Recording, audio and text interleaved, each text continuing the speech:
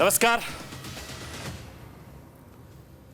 मेरा पूरा देश सुन रहा है। राष्ट्र की आवाज 140 करोड़ लोगों की एक ही आवाज। आपके साथ मैं हूं सरफराज। मैं सरफराज सैफी आपको बताना चाहता हूं, दिल्ली के सियासी दंगल में भारत के प्रधानमंत्री नरेंद्र मोदी ने चुनावी बिगुल फूंक दिया है। प्रधानमंत्री नरेंद्र मोदी ने 4500 करोड़ की योजनाओं का दिल्ली में उद्घाटन और शिलान्यास किया है। दिल्ली के अशोक विहार में बने 1675 फ्लैट्स का उद्घाटन के साथ लाभार्थियों को फ्लैट की चाबी भी सौंप दी गई है। इसके बाद प्रधानमंत्री नरेंद्र मोदी ने आम आदमी पार्टी की सरकार को आपदा सरकार बताते हुए जमकर निशाना साधा है। प्रधानमंत्री नरेंद्र मोदी ने कट्टर बेईमान से लेकर आपदा सरकार, शराब घोटाला, शीश महल वाला वॉर किया और उसके बाद अरविंद केजरीवाल ने पलटवार करके कह दिया कि बीजेपी के पास सीएम पद का कोई चेहरा नहीं है। उधर सावरकर के नाम पर कॉलेज के ऐलान के साथ ही एक बार फिर से सियासत शुरू हो गई है।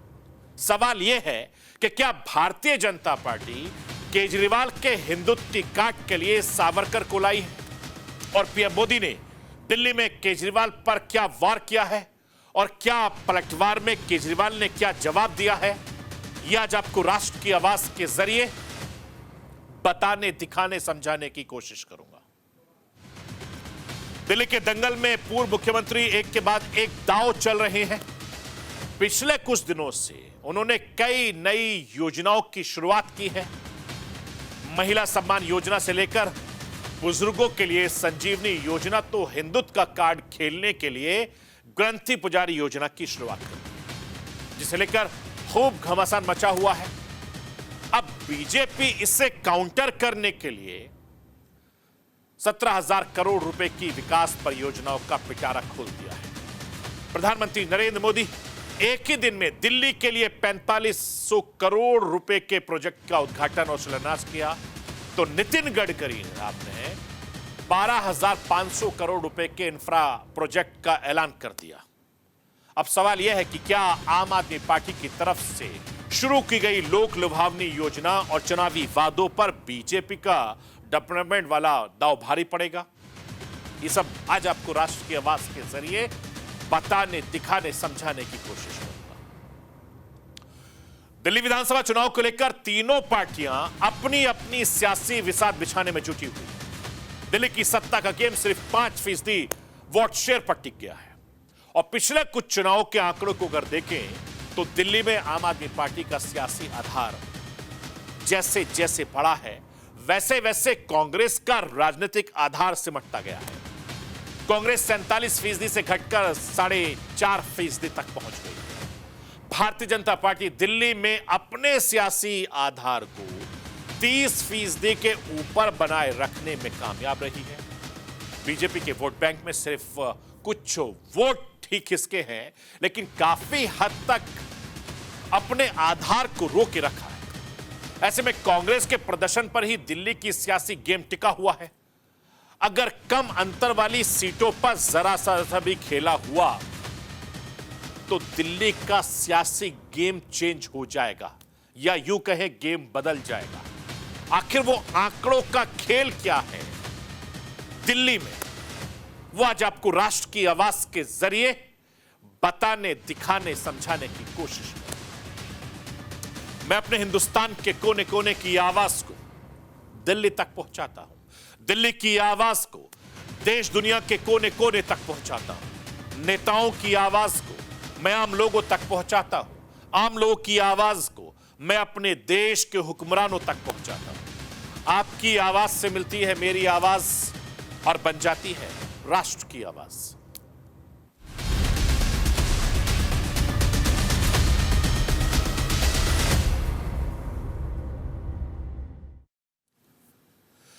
दिल्ली के चुनावी मैदान में प्रधानमंत्री नरेंद्र मोदी ने शानदार ओपनिंग कर दी है। अपनी ओपनिंग पारी में प्रधानमंत्री नरेंद्र मोदी ने ऐसी बैटिंग की कि दिल्ली का सियासी तापमान 7वें आसमान पर पहुंच गया। मैं आपको यह बताना चाहता हूं कि प्रधानमंत्री नरेंद्र मोदी इस दौरान आम आदमी पार्टी और केजरीवाल पर जमकर बरसे। प्रधानमंत्री नरेंद्र मोदी ने कट्टर बेईमान से लेकर आपदा सरकार, शराब घोटाला, शीश महल वाला वॉर किया है। प्रधानमंत्री नरेंद्र मोदी ने सिर्फ अपने आम आदमी पार्टी और केजरीवाल पर ही नहीं, पूरे चुनावी मौसम को देखते हुए दिल्ली के पूर्व मुख्यमंत्री अरविंद केजरीवाल पर भी प्रधानमंत्री नरेंद्र मोदी ने पलटवार करने में जरा भी देर नहीं लगाई। केजरीवाल ने पीएम मोदी के कार्यक्रम के कुछ ही घंटों के बाद एक प्रेस कॉन्फ्रेंस कर डाली और इस प्रेस कॉन्फ्रेंस में केजरीवाल के साथ दिल्ली के मुख्यमंत्री आतिशी भी मौजूद थी। इस दौरान केजरीवाल ने भी प्रधानमंत्री मोदी के एक एक वार पर अपने तरीके से पलटवार किया और कहा कि प्रधानमंत्री ने लगभग 39 मिनट तक गालियां दी हैं। अगर 10 साल में दिल्ली के लिए पीएम कुछ किए होते तो गालियां देने की जरूरत नहीं पड़ती। मैं आपको यह बताना चाहता हूं कि पीएम मोदी ने कहा कि पिछले 10 सालों से दिल्ली एक बड़ी आपदा से घिरी हुई है। तो इस पर पलटवार करते हुए केजरीवाल ने कहा कि आपदा दिल्ली में नहीं बल्कि बीजेपी में आई है, जो कि 3 तरह की आपदा है। पीएम मोदी ने कहा कि चंद कट्टर बेईमान लोगों ने दिल्ली को आपदा की ओर धकेल दिया। केजरीवाल ने जवाब दिया, उन्होंने कहा कि भारतीय जनता पार्टी में 3 तरह की आपदा आई है। आपदा नंबर 1, बीजेपी के पास कोई सीएम नहीं, चेहरा है। दूसरी आपदा, कोई नैरेटिव नहीं। और तीसरी आपदा, बीजेपी के पास कोई दिल्ली में एजेंडा नहीं है। प्रधानमंत्री नरेंद्र मोदी ने कहा कि आम आदमी पार्टी आपदा बनाकर दिल्ली पर टूट पड़ी, तो केजरीवाल ने जवाब दिया कि दिल्ली के अंदर कानून व्यवस्था की आपदा आई है। गैंगस्टर गोलियां चला रहे हैं, व्यापारी रो रहे हैं और सुरक्षा मांग रहे हैं, लेकिन प्रधानमंत्री मोदी और गृह मंत्री अमित शाह के कानों तक आवाज नहीं पहुंच रही है। पीएम मोदी ने कहा कि दिल्ली में आपदा जाएगी तब काम होगा। केजरीवाल ने जवाब दिया, काम करते तो गाली नहीं देनी पड़ती। पीएम मोदी ने कहा कि स्कूली शिक्षा व्यवस्था को नुकसान पहुंचाया है दिल्ली में, तो केजरीवाल ने पलटवार करते हुए कहा कि 3 कॉलेज की आधारशिला रखने में 10 साल लग गए। पीएम मोदी ने अरविंद केजरीवाल के घर को लेकर निशाना साधते हुए कहा, मैं चाहता तो अपने घर, अपने लिए शीश महल बनवा सकता था। यह प्रधानमंत्री नरेंद्र मोदी ने कहा था। इस पर अरविंद केजरीवाल ने जवाब दिया। अरविंद केजरीवाल ने जवाब में कहा कि 2700 करोड़ के मकान में रहने वाला शीश महल बोल रहा है। मैं आपको यह बताना चाहता हूं कि दिल्ली में चुनावी आगाज हो गया, आरोप प्रत्यारोप का दौर शुरू होगा। जैसे मैंने पहले कहा था कि जैसे जैसे चुनाव नजदीक आएंगे, दिल्ली में वार पलटवार तेज होता जाएगा। मैं भारत के प्रधानमंत्री नरेंद्र मोदी और दिल्ली के पूर्व मुख्यमंत्री अरविंद केजरीवाल को सुनवाना चाहता हूं। सुन लीजिए किस तरीके से एक दूसरे पर आरोप प्रत्यारोप लगा रहे हैं। प्रधानमंत्री नरेंद्र मोदी क्या कह रहे हैं, केजरीवाल क्या कह रहे हैं, आप खुद सुन लीजिए। दिल्ली एक बड़ी आपदा से घिरी है। अन्ना हजारे जी को सामने करके कुछ कट्टर बेईमान लोगों ने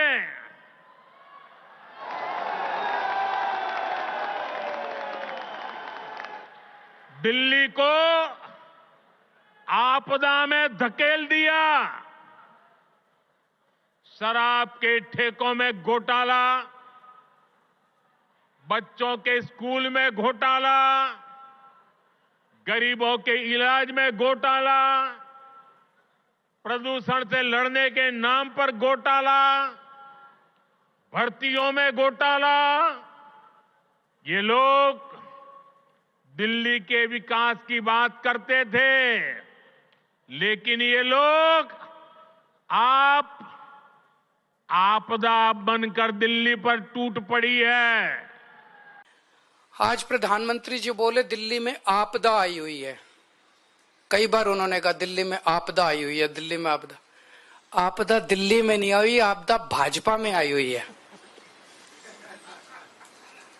3 तरह की आपदा भाजपा में आई हुई है।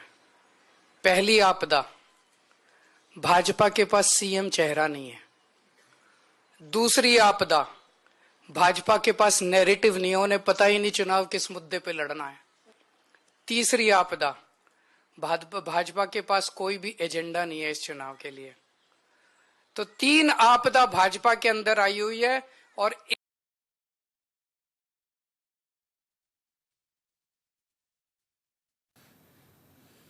मैं आपको यह भी बताना चाहता हूं कि प्रधानमंत्री नरेंद्र मोदी ने दिल्ली में सिर्फ विरोधियों पर वार नहीं किया, बल्कि दिल्ली वालों को कई चुनावी सौगात भी दे डाले।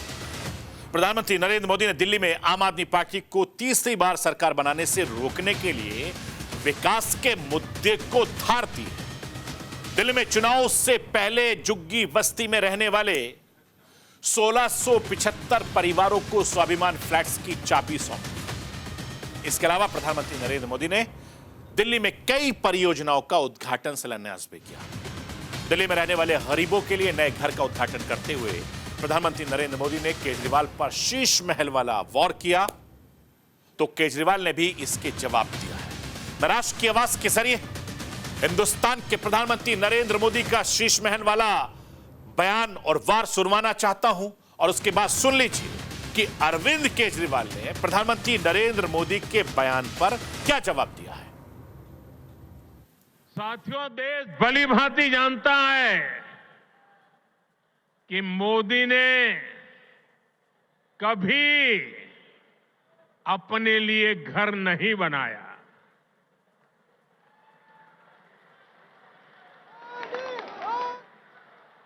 लेकिन बीते 10 वर्षों में 4 करोड़ से अधिक गरीबों के घर उनका सपना पूरा किया है।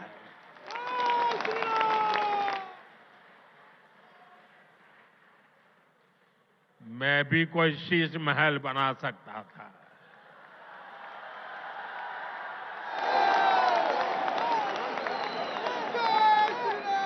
लेकिन मेरे लिए तो मेरे देशवासियों को पक्का घर मिले, यही एक सपना था। पिछले 5 साल के अंदर इन लोगों ने झुग्गियां तोड़ तोड़ के 2,78,796 लोगों को बेघर कर दिया। प्रधानमंत्री जी वादा करके गए थे मैं तुमको पक्के मकान दूंगा, लेकिन धोखा दिया, पीठ में छुरा घोंपा। लोगों के बच्चों को सड़क पे लाके, कितने सारे ऐसे इनके नेता जाते हैं झुग्गियों में सोते हैं, और 2 महीने के बाद उन्हीं झुग्गी वालों को उनकी झुग्गियां तोड़ के उनके बच्चों को सड़क के ऊपर, भरी ठंड के अंदर सड़क के ऊपर सोने को मजबूर कर देते हैं। 2,78,796 लोगों को इन्होंने 5 साल के अंदर बेघर किया। आज मैं आपको लिख के दे रहा हूं, मेरी बात नोट कर लेना। 2030 के चुनाव में अगर इन लोगों को वोट दे दिया, 2030 के चुनाव के पहले दिल्ली की सारी झुग्गियां तोड़ देंगे। 1700 फ्लैट भी नहीं देने वाले अगले 2030 के चुनाव तक, ये सारी झुग्गियां तोड़ देंगे। एक भी पक्का मकान ये लोग नहीं देने वाले। मैं आपको यह बताना चाहता हूं कि दिल्ली विधानसभा चुनाव से पहले दिल्ली में केंद्र सरकार की तरफ से सौगातों की बारिश हो रही है। अरविंद केजरीवाल की आम आदमी पार्टी के लोक लुभावने वादों को काउंटर करने के लिए बीजेपी ने डेवलपमेंट कार्ड खेल दिया है। दिल्ली चुनाव से पहले केजरीवाल लगातार दिल्ली वासियों को योजनाओं की सौगात दे रहे हैं, और इसी के जवाब में केंद्र सरकार ने भी पिछले कुछ दिनों में दिल्ली की 17,000 करोड़ के प्रोजेक्ट की सौगातें दी है। केंद्र सरकार की तरफ से क्या क्या सौगात दिल्ली वासियों को मिली है, वो राष्ट्र की आवाज के जरिए मैं आपको दिखाना बताना चाहता हूं। प्रधानमंत्री नरेंद्र मोदी ने करीब 4500 करोड़ रुपए की परियोजनाओं का उद्घाटन शिलान्यास देश की राजधानी दिल्ली में किया। दिल्ली में ट्रांसपोर्ट नेटवर्क की सूरत बदलने के लिए नितिन गडकरी की तरफ से 12,500 करोड़ रुपए के प्रोजेक्ट का ऐलान किया गया।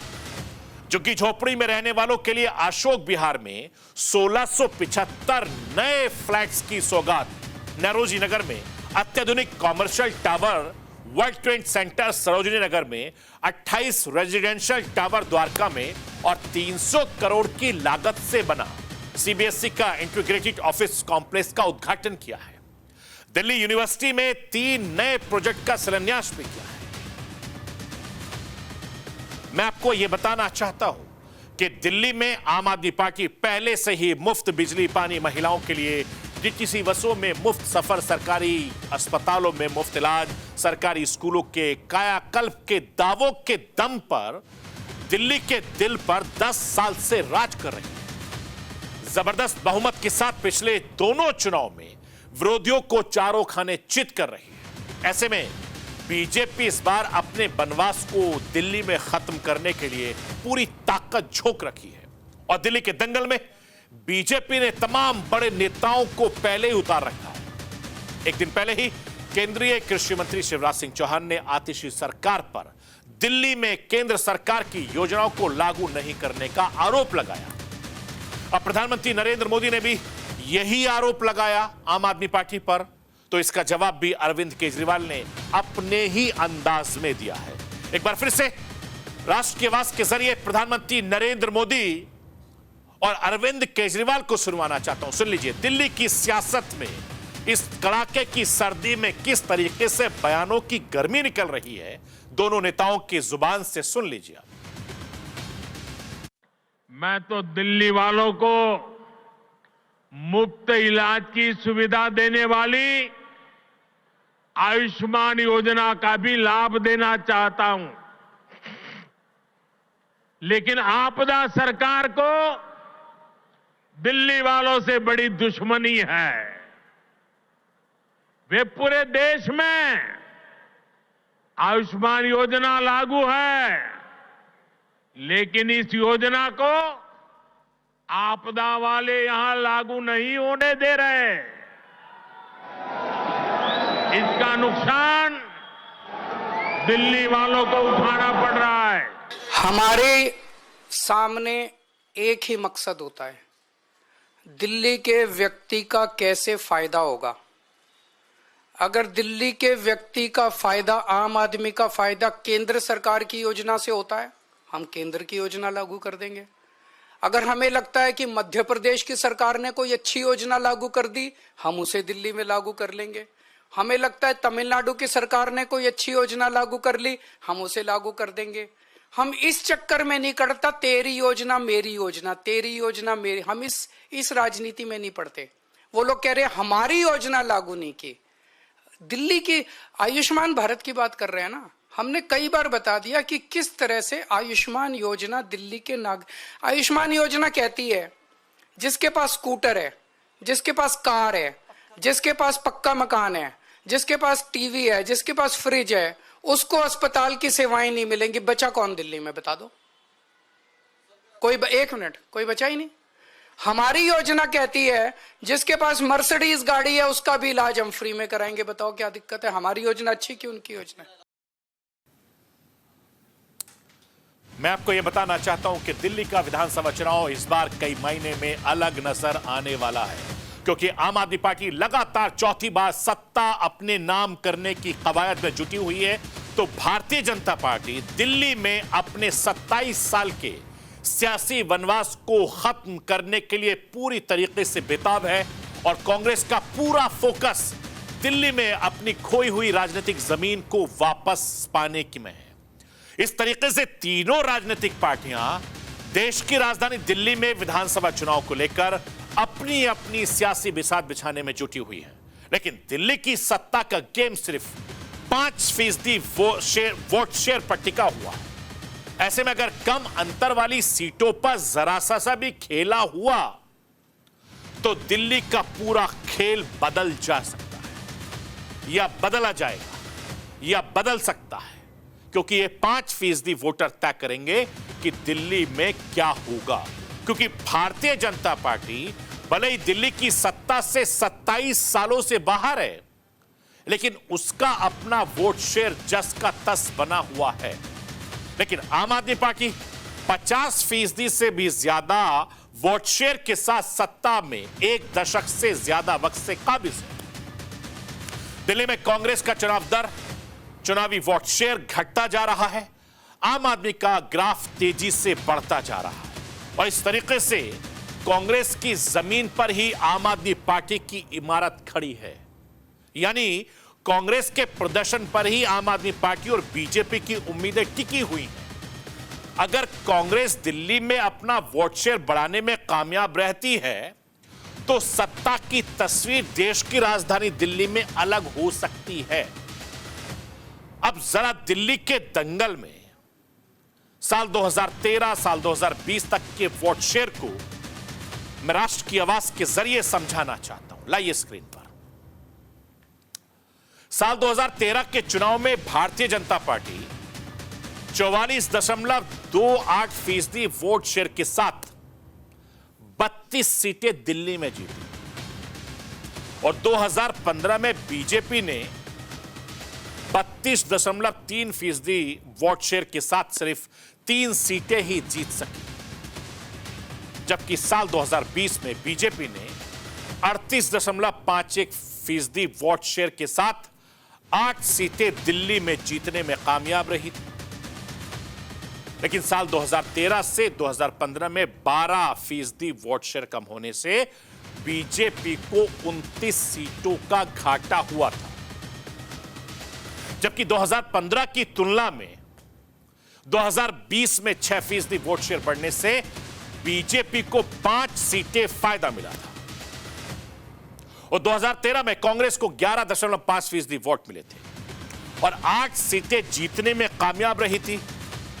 साल 2015 में कांग्रेस 9.7% वोट मिले थे और 1 सीट नहीं मिली थी, जबकि साल 2020 के चुनाव में कांग्रेस का वोट शेयर घटकर 4.26% रहा और 2020 में भी कांग्रेस को 1 भी सीट नहीं मिली थी। यानी दिल्ली में कांग्रेस का 2013 के बाद से लगातार दिल्ली में कमजोर होती रही, उसका अपना वोट शेयर घटता चला गया। आम आदमी पार्टी की अगर मैं बात करूं तो दिल्ली में जैसे जैसे कांग्रेस कमजोर होती गई वैसे वैसे आम आदमी पार्टी की सियासी ताकत बढ़ती गई। अब आम आदमी पार्टी के आंकड़ों पर नजर डाल लेते हैं। मैं राष्ट्र की आवाज के जरिए आपको यह बताना चाहता हूं कि दिल्ली में साल 2013 के विधानसभा चुनाव में नई नवेली आम आदमी पार्टी ने 29.70% वोट शेयर के साथ 28 सीटें जीती थी पहली बार और दूसरी सबसे बड़ी पार्टी दिल्ली में बनी थी। और 2015 के विधानसभा चुनाव में आम आदमी पार्टी ने दिल्ली में 70 में से 67 सीटें जीती थी और 54.6% वोट शेयर हासिल किए थे। साल 2020 आम आदमी पार्टी को 62 सीटें दिल्ली में मिली थी और वोट शेयर थोड़ा कम होकर 53.6% रह गया था। साल 2015 से 2020 के चुनाव में 1% वोट शेयर कम होने से आम आदमी पार्टी की 5 सीटें कम हो गई। मैं आपको यह बताना चाहता हूं कि दिल्ली में कांग्रेस के वोट शेयर में घाटा आम आदमी पार्टी के फायदे के तौर पर हुआ और यही वजह है कि दिल्ली विधानसभा चुनाव में कांग्रेस के प्रदर्शन से बीजेपी आम आदमी पार्टी की किस्मत तय हो। कांग्रेस दिल्ली विधानसभा चुनाव में अपनी खोई हुई जमीन को वापस पाने पर लगातार मेहनत कर रही है और यही वजह है कि कांग्रेस बयानबाजी से लेकर मजबूत उम्मीदवार उतारने तक कहीं से भी पीछे नहीं रहना चाहिए और कांग्रेस का पूरा फोकस दिल्ली में अपने प्रदर्शन में इस बार सुधार करने पर है। यही वजह है कि पार्टी के प्रदेश अध्यक्ष देवेंद्र यादव ने दिल्ली में न्याय यात्रा निकाली। कांग्रेस नेता लगातार अरविंद केजरीवाल पर हमलावर हैं। वो आम आदमी पार्टी पर भ्रष्टाचार से आरोप लगाकर आम आदमी पार्टी को घेर रहे हैं, बीजेपी की मददगार बता रहे हैं और कांग्रेस ने इसीलिए मुख्यमंत्री आतिशी के सामने अपने मजबूत महिला प्रत्याशी अलका लांबा को बिताया है। मैं राष्ट्र की आवाज के जरिए कांग्रेस नेता अलका लांबा को सुनवाना चाहता हूं। सुन लीजिए अलका क्या कुछ कह रही है। देखिए, मैं पार्टी हाईकमान का मल्लिकार्जुन खड़गे साहब, श्रीमती सोनिया गांधी जी, राहुल गांधी जी, प्रियंका गांधी जी केसी वेणुगोपाल जी, पूरे शीर्ष नेतृत्व का धन्यवाद करती हूँ कि एक बार फिर से मुझसे ये उम्मीद की, मुझसे पे विश्वास जताया। चौथा विधानसभा का चुनाव लड़ने जा रही हूँ और आपने कहा मुख्यमंत्री के खिलाफ कालका जी से, वो मुख्यमंत्री परमानेंट है या टेम्परेरी, ये सवाल अब मैं पूछने जा रही हूँ। क्योंकि दिल्ली के पूर्व मुख्यमंत्री अरविंद केजरीवाल जी, हम मुख्यमंत्री उन्हें कह रहे हैं, लेकिन आपने उन्हें टेम्परेरी कहा है। एक संवैधानिक पद का अपमान किया। उस संवैधानिक पद, मुख्यमंत्री के पद पर बैठी। मैं आपको यह भी बताना चाहता हूं कि दिल्ली में कांग्रेस और आम आदमी पार्टी का वोट बैंक एक ही है, इसीलिए कांग्रेस के वोट शेयर में सुधार होता है तो बीजेपी के जीत की संभावनाएं सीधे तौर पर बढ़ सकती हैं। अगर कांग्रेस पिछली बार की तरह पिछड़ती है तो इसका फायदा आम आदमी पार्टी को पहले की तरह होगा। और यही वजह है कि दिल्ली में आम आदमी पार्टी पिछले चुनाव में बड़े अंतर से जीती थी। अब इस बार ऊंट किस करबट बैठेगा ये आने वाले वक्त बताएगा, लेकिन फिलहाल दिल्ली में सर्दी जबरदस्त पड़ रही है और दिल्ली के दंगल में सियासी चालें बहुत तेजी से चल रही हैं, क्योंकि जिस तरीके से सर्दी ज्यादा पड़ रही है, ठीक उसी तरीके से चुनावी नारे, चुनावी वादे, आरोप प्रत्यारोप का दौर बहुत तेजी से हो रहा है, जिससे सियासत की गर्मी देश की राजधानी दिल्ली में बहुत ज्यादा बढ़ी हुई है। तो ये थी राष्ट्र की आवाज। बाकी खबरों के लिए आप बने रहिए न्यूज़ इंडिया के साथ।